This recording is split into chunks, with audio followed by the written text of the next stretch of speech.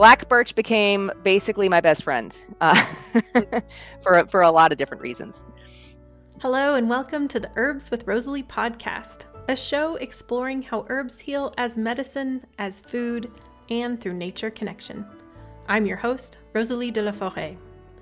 I created this YouTube channel to share trusted herbal wisdom so that you can get the best results when relying on herbs for your health. I love offering up practical knowledge to help you dive deeper into the world of medicinal plants and seasonal living.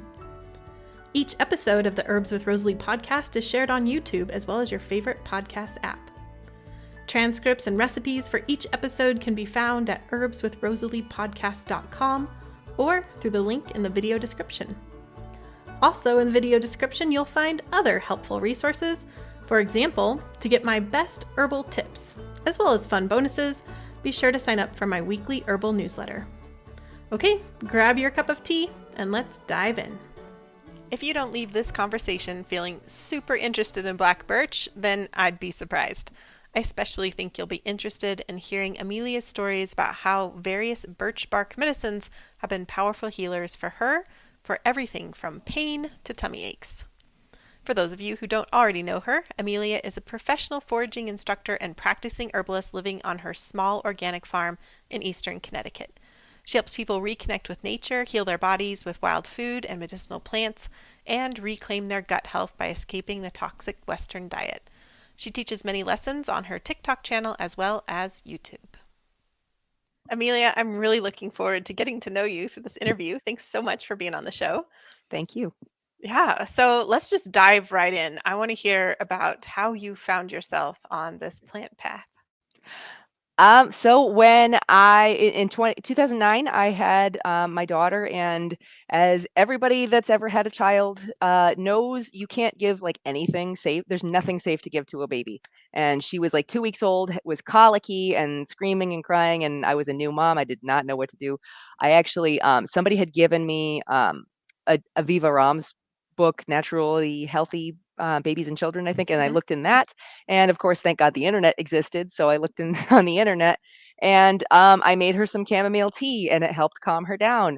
And then later, like a couple weeks later, she was having stomach issues, so I found gripe water, and I was like, oh, gripe water, I think it's got fennel and maybe catnip or something in there, and that helped her too.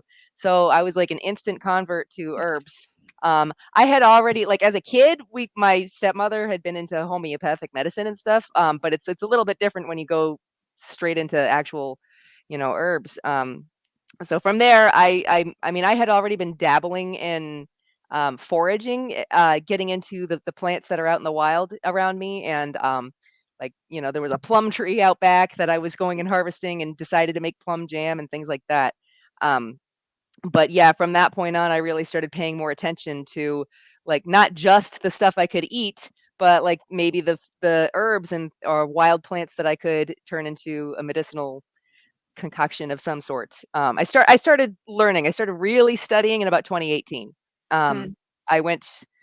I basically was losing my health insurance for a year, and I ended up, instead of spending, like, it was like $400 or $500 a month they wanted for health insurance, and I couldn't afford it. So at the time, and so instead of doing that, I invested in some classes, some herbalism classes, and one-time fee to learn herbalism. And I'm like, I'll start taking care of myself, and that was just like history, because up until that point, I hadn't even known that you could be an herbalist. I didn't know that was a thing. So, once I started studying, it's been a never-ending journey. I'm sure, as everybody knows, you take one class and then you're like, oh, this other class looks really great. Oh, this other class looks really great. And it's just nonstop education and listening to podcasts and reading herbalism books, and then obviously doing it, in person. I've been farming for about 10 years now too. So, farming and herbalism actually go hand in hand, because when you're out in the field and you get stung by a bee, you want to know where there's plantain, and I taught that to so many people, and they love it. So that's like, plantain is the gateway. I don't want to say gateway drug, great gateway herb for everybody. But yeah. And on your farm, are you still farming then? Yeah. So, well, if you came over and looked, you'd say, "Wow, this looks terrible," because my main garden area where I have one huge garden where I put the vegetables. It's a really small mini farm. I've only got like an acre. But the area where I put the vegetables, I tried some permaculture techniques this year. And it's probably 40 to 50% weeds right now. Hmm. So the thing is, like, at least half, if almost all of those weeds that I'm leaving in there on purpose because I eat them. Mm. The weeds are food too, and that's one of the things I'm trying to teach people with, like, all of my online content and stuff is, hey, this is something you normally throw out or you mow over or you throw it in your compost or whatever, but you can actually eat this, and this is how and this is why and yada yada. So I love getting people excited about finding all the food and stuff that, like, in their own backyard, because so many Mhm. people just have no idea. I Mhm. can, if I do foraging walks and I'll talk for 20, 30 minutes within 15 feet of somebody's back door, and they're like, mind is blown. you Hmm. know? Hmm. It's fun to have people on the walks that are like so new to it that it's like a very eye-opening experience for them. Oh yeah. I mean, even if they're just like looking down in their lawn and I'm like, you can eat that and you can eat that and you can eat that. you know, it's exciting. And some people are like, well, I feel bad for people that live in an HOA and they have to have their lawn a very specific way. And if you're in that situation, I am so sorry, because if I had an HOA where I lived, they would be kicking me out of the neighborhood. Absolutely. Because my lawn is probably mostly weeds, but that's okay because, I mow around the edible stuff. Well, I'm really excited to hear what you have to share about black birch. It's the first time on the show, a plant I've worked with a little bit, but not a lot. And I know people who love black birch. So I'm excited to hear what you have to share about it. Absolutely. So the black my story about black birch actually starts with white birch, and that was because white birch, the paper birch, is the one that most people think of. Like, if you hear the word birch, you're usually thinking of the paper birch trees, Mhm. because there's a lot of artwork with paper birch and stuff. My mother had a paper birch in her yard, and I was, like, baby herbalist, and I'm like, oh, hey, I heard birch could be medicinal. So I went and harvested some of the bark. And I made an infused oil with it. And I didn't think it. I was like just trying out whatever. I'm like, this isn't going to hurt me. It's not going to, whatever. Mhm. um, so I made the oil, and then I was straining the oil, whatever it was, 6 or 8 weeks later, and I I accidentally spilled some on the counter, and I wiped it up, like, with my hand, because I said, "Why not?" I've had hip pain for years, ever since, pushing 2 kids out, and so I put some of the oil on my hand and rubbed it on my hip, and then I kept bottling, kept doing what I was doing, and I realized after, like, 2 minutes, I'm going, "Oh my god, my hip pain's gone." Hmm. It totally gone, and I said, "This is amazing." So I started making, birch oil, or working with that a little bit more.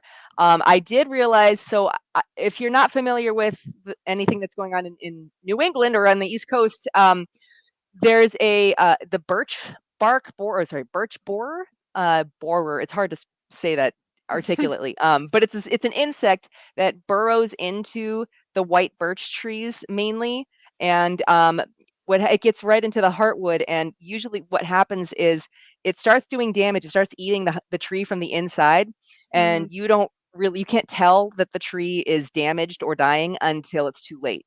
Like, Mm. the damage doesn't start showing up for 2 or 3 years. So, people, I mean, I'm 40 now, and I can remember when I was younger seeing white birch trees absolutely everywhere, all over the place, and they're from Connecticut, and honestly, it's hard coming across any of them now. I mean, I've seen some, but most of the white birch that I see in the wild here is either dying or dead, or it's covered in birch polypore mushrooms, which is great, but it's still, Mm. the tree's gone.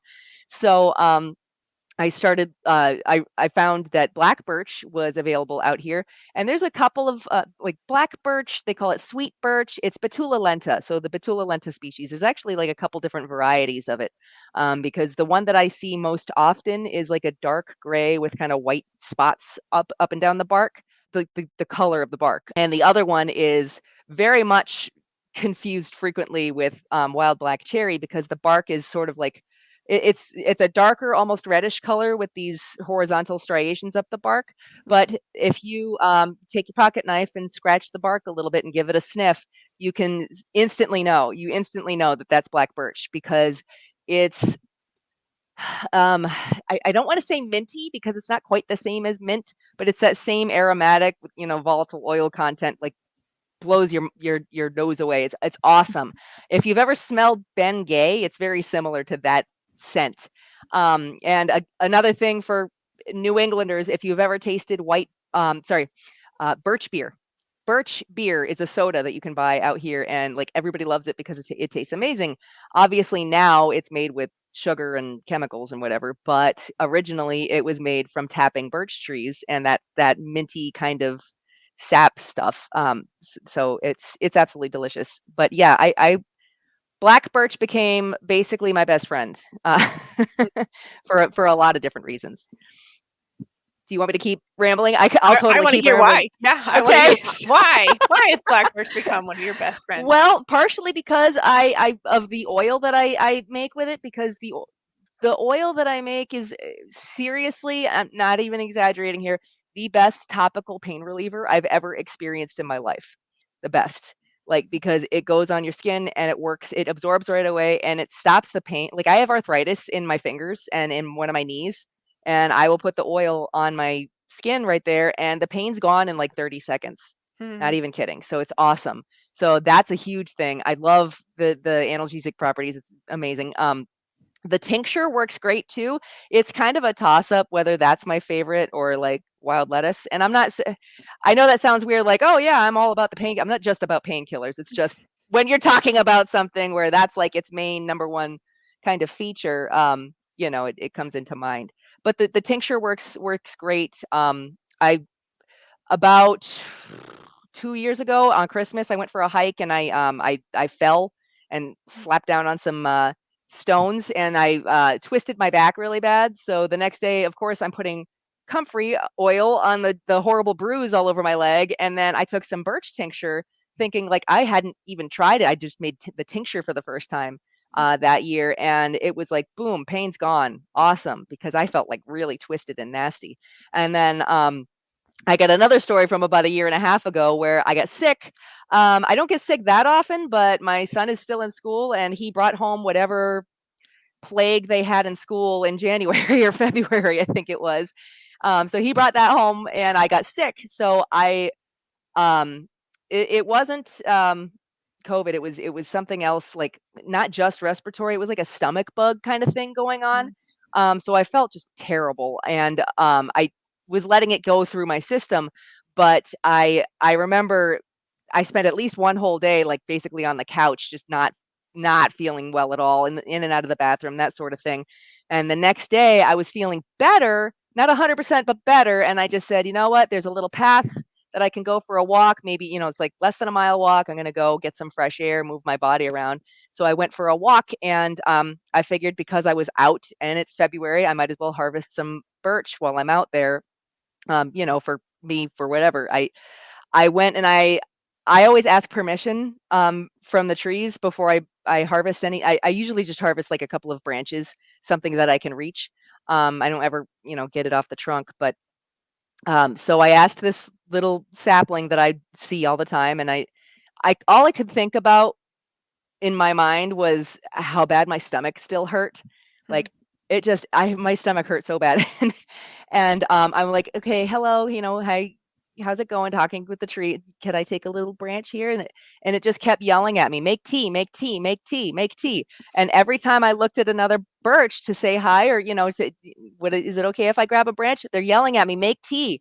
So I just said, fine, okay. And I went home and I took some of the branches because I'm still kind of feeling crappy. And I took some of the branches and put them in a teacup and I poured water over it. I know you should really like be decocting the bark. I just did not have the energy to do that. So I just straight up made some tea with it, and I drank it. It tasted lovely. And I didn't expect anything to happen. I just was like, oh, this is going to be kind of minty fresh and it's nice. And my stomach pain actually went completely away for like 5.5, 6 hours. Wow. So I said, wow, this was a really good idea.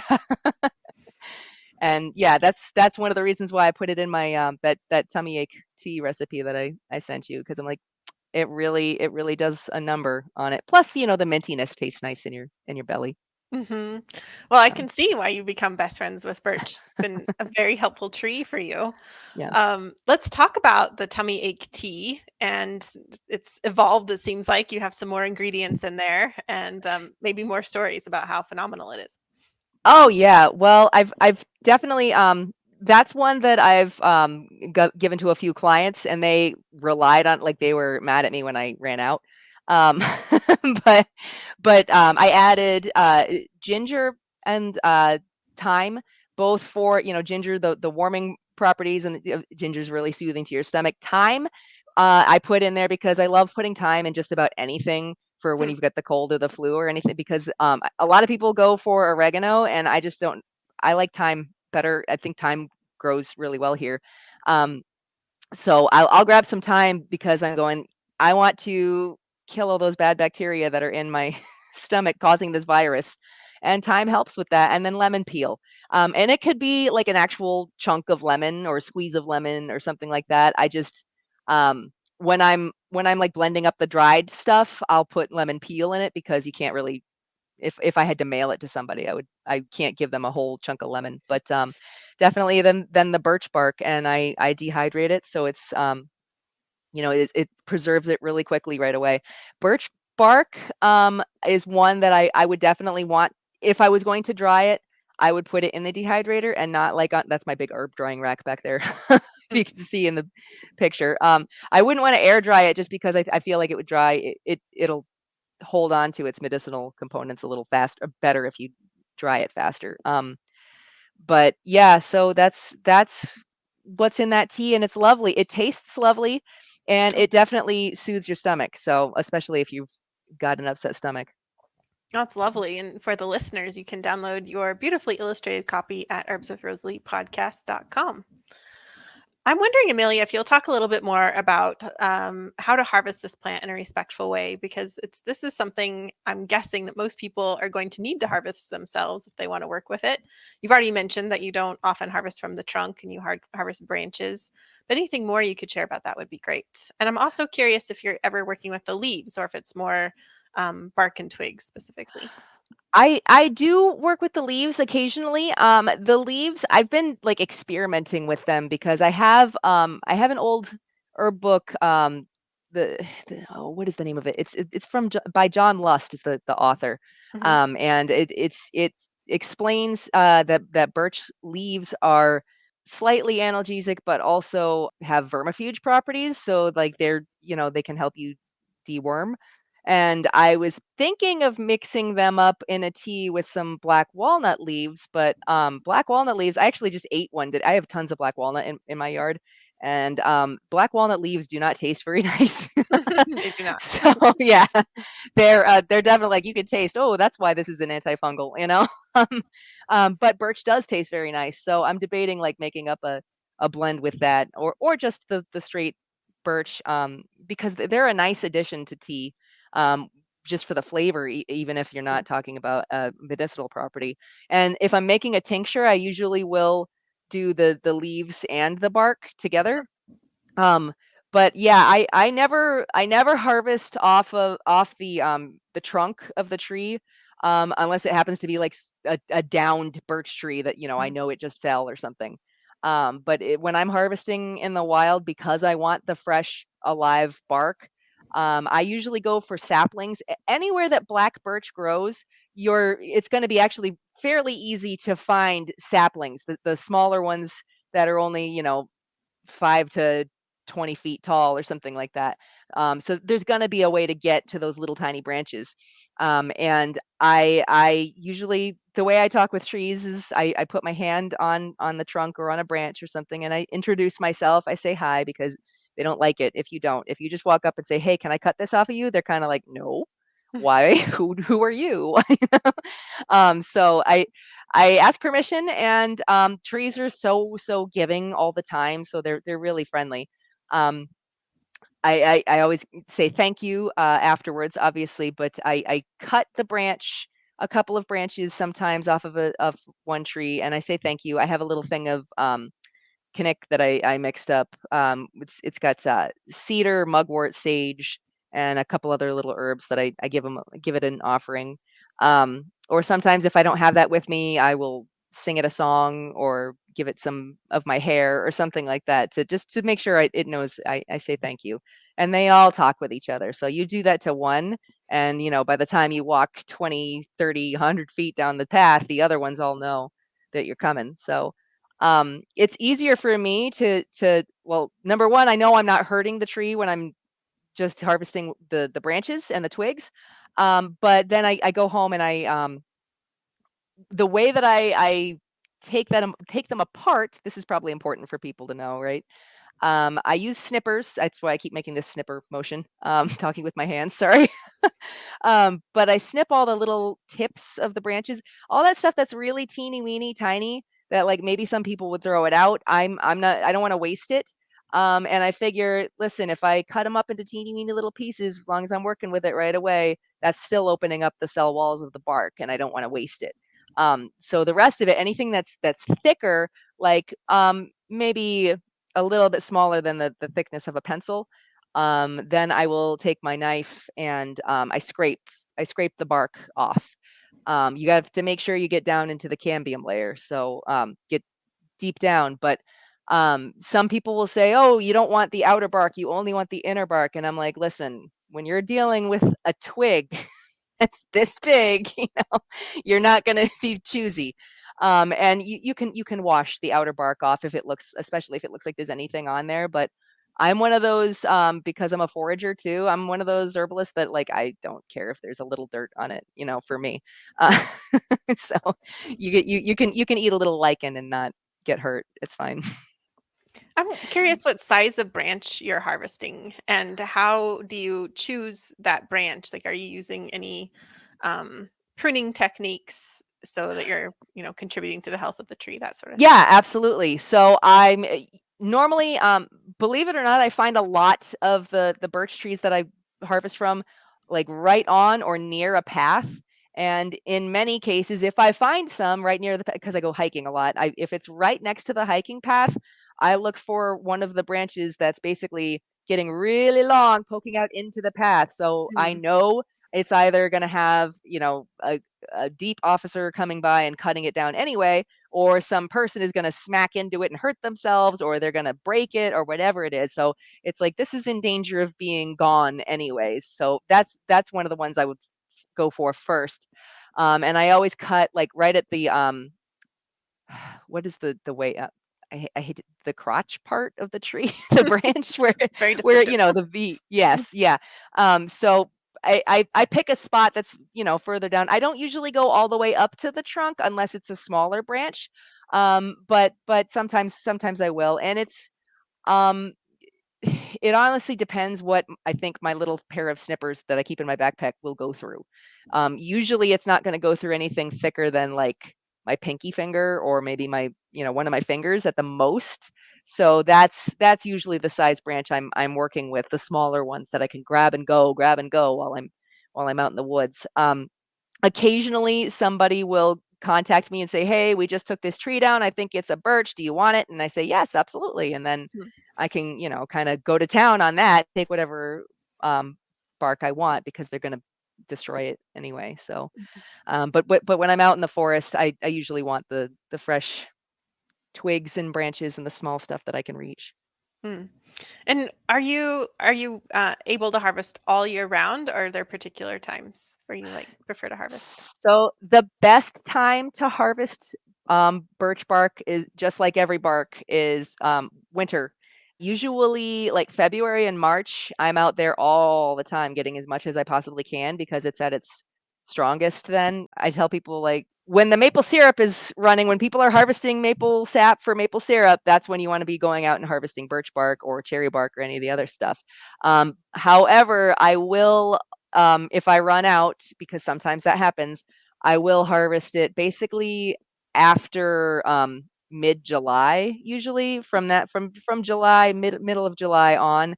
it's still okay to harvest it. Don't ever harvest any in early spring, when it's putting all of its energy into those new buds and the new leaves that are just coming out. That's like the only time all year you really don't want to be harvesting birch, or pretty much any bark, as far as I'm concerned, because you want to let that tree put all of its energy into, putting those leaves out and growing and living life again. Yeah, those are great tips. Thanks, Amelia. Yeah, you're welcome. Yeah, is there anything else that you'd like to share about black birch that we haven't hit upon yet? I do have. You definitely want to look up some pictures, or I have a few videos on my social media stuff if you want to watch those.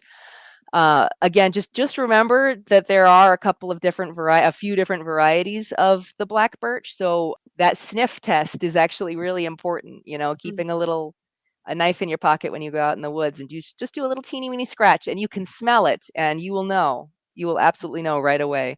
Um, for as far as that's concerned, that one of my favorite things to do when I'm teaching like a foraging walk with people is, if we go out on a trail, especially if there's kids, I will grab a birch branch and cut it up into little pieces, and I hand one to everybody, and I have them chew on it. Mm. And here again, here in New England, I can say, what does that taste like?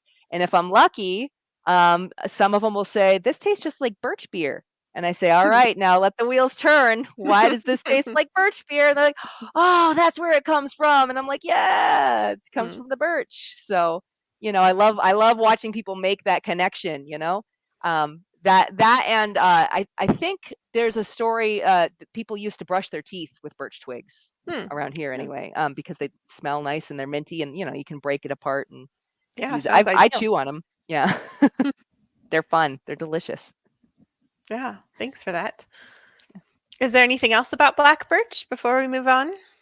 Not specifically, not really, that I can Yeah. think of. I just if you see it, absolutely smell it, taste it, touch it, hug it, love it. I will say black birch tends to be a host for turkey tail and Mm. birch polypore mushrooms frequently. I only found chaga like once ever, and it was on a yellow birch, not a black birch. That doesn't mean I think it grows on black birch as well. I just figured I'd mention that. Yeah, cool. Thanks. Well, thank you for sharing so much about black birch. I wish that I was smelling it right now. I also wish that I had had some birch beer in my lifetime, but maybe that will happen now that it's put out there. Absolutely, it's delicious. You should try it. Yeah, I'm all about it. Let's make a trip to the East Coast, I guess. Uh, I would love to hear what projects you're working on right now, Amelia. Currently I've got a couple things going on. I've started writing a book. I don't intend for it to be like a big fat 300 pager or anything like that, but it's basically all kinds of quick herbal remedies. I've got a few clients and people that follow me on Facebook and whatnot that have said, I want to know what you would do in this situation. So it's basically like, all right, if I had this problem, this is what I would do, over and over and over again for a bunch of different problems, kind of thing.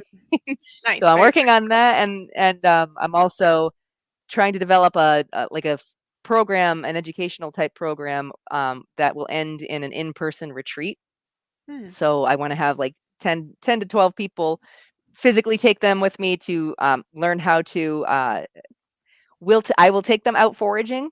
So Mhm. we will do some foraging and forage for some of our meal, or some components of what we're going to cook. And I also want to teach them herbal medicine making techniques, and how to take care of themselves naturally. But also a big component of that is in person, when you're like I want to be able to teach people how to eat healthy, how to Mm. eat healthfully, with whole foods mainly. And because so many people will say that they want to, but they don't know how. They don't know how to cook it. They don't know what foods to eat, and that sort of thing. Or they'll go. I've heard people say, "I went to this retreat and it was catered and this food was great and I felt fantastic, and then I went home and I went back to eating whatever." And I'm Mm. like, "No, I want to have a retreat where we're eating healthy, but you're going to help me cook it.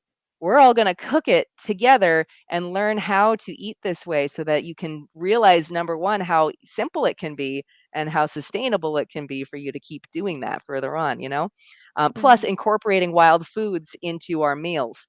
And that's obviously going to depend on what month of the year I'm holding the retreat. The first one I'm trying to do probably like right after Halloween. So we'll see. We'll see. I'm sure we can get some dandelion and burdock root at least. But we'll have to see what else is available at that point in time. It's not that cold in early November around here. It's actually pretty nice. There's no mosquitoes in the woods at that time. That's So, nice. exactly. Yeah, well, it sounds lovely. As you're talking, it made me think of my first forays into the plant world was just that. I was working with a ethnobotanist, and we would forage together as a class, and we'd make food together as a class, and it was just so lovely to do that in community too. So it sounds Yeah, it stays in your head when you do that, right? really, You it know? absolutely So does. so much more than just having someone, like, feed you at a restaurant. Yeah, absolutely. Yeah. Well, before we go, I'd love to ask you one last question, and it's one of my favorite last questions that we do here on the show. And that question is, what do you wish you'd known when you first started working with herbs? What do I wish I had known? Oh my. I guess number 1, I wish that I had known initially that I actually could do this for a living, because I didn't think that was possible. And number 2, I wish I'd known how addicting it is, because once you get into it, it doesn't leave your head. I used to be the kind of person where I would read a book, and I'd have to read all 20 or 30 copies or versions of that, or I'd get into a TV show, I have to watch everything obsessively. And now I get into a plant and I have to find it. I have to go look at it. I have to touch it and taste it and, and work with it and know everything about that. And it's like I'm nerding out on the plants. And what I think that only really happens when the plants affect you. If you're Mhm. just sitting there like reading about it, yeah, it's cool, but it doesn't really register until something either saves you or helps you in such a profound way that you can't possibly forget it. So it's surprising that that aspect of it. And yeah, the whole plant communication thing, because I never would have thought, in my younger days that was real, but it's absolutely real. Mhm. So I love how this last question just kind of filters back to everything you shared. Like, just thinking of all your experiences of having a young child and using chamomile and gripe water and getting those results, and using the birch oil on your hip, and yeah, and just having that experience. And I can just see that it really did, like, plants jumped out and said, "Here we are," and they've now yeah, sucked you into their paradigm. that's right. You get sucked Yeah. into the world and then you can't leave. You never escape. Well, Amelia, it's been wonderful to get to know you. I love your just high energy and enthusiasm for the plants. Thank you so much for being here, and thanks for sharing all of this with us. Thank you. Thank you for having me. Thanks for being here. Don't forget to head over to the show notes at herbswithrosalieepodcast.com to get your beautifully illustrated recipe card and to get a transcript of this show. There, you'll also be able to sign up for my weekly newsletter, which is the best way to stay in touch with me. You can find more from Amelia at blacksunfarmct.com. If you'd like more herbal episodes to come your way, then one of the best ways to support this podcast is by subscribing on YouTube or your favorite podcast app. I deeply believe that this world needs more herbalists and plant-centered folks, and I'm so glad that you're here as part of this herbal community. Also, a big round of thanks to the people all over the world who make this podcast happen week to week. Nicole Paul is the project manager who oversees the whole operation, from guest outreach to writing show notes to actually uploading each episode, and so many other things I don't even know. She really holds this whole thing together. Francesca is our fabulous video and audio editor. She not only makes listening more pleasant, she also adds beauty to the YouTube videos with plant images and video overlays. Tatiana Rusikova is the botanical illustrator who creates gorgeous plant and recipe illustrations for us. I love them. I know that you do too. Christy edits the recipe cards, and then Jenny creates them as well as the thumbnail images for YouTube. Alex is our tech support and social media manager, and Karen and Emily are our student services coordinators and community support. For those of you who like to read along, Jennifer is who creates the transcripts for us each week. Xavier, my handsome French husband, is the cameraman and website IT guy. It takes an herbal village to make it all happen, including you. One of my favorite things about this podcast is hearing from you. I read every comment that comes in, and I'm excited to hear your herbal thoughts on black birch. Okay, you've done it. You've lasted to the very end of the show, which means you get your very own gold star and this herbal tidbit. Well, for several years, my friend Tracy sent me black birch tincture, which I used when I had occasional headaches, and I remember it working quite well. But it's something I lost the habit of, and now I'm interested in trying it again. As always, I'd love to hear your stories of black birch. Please share.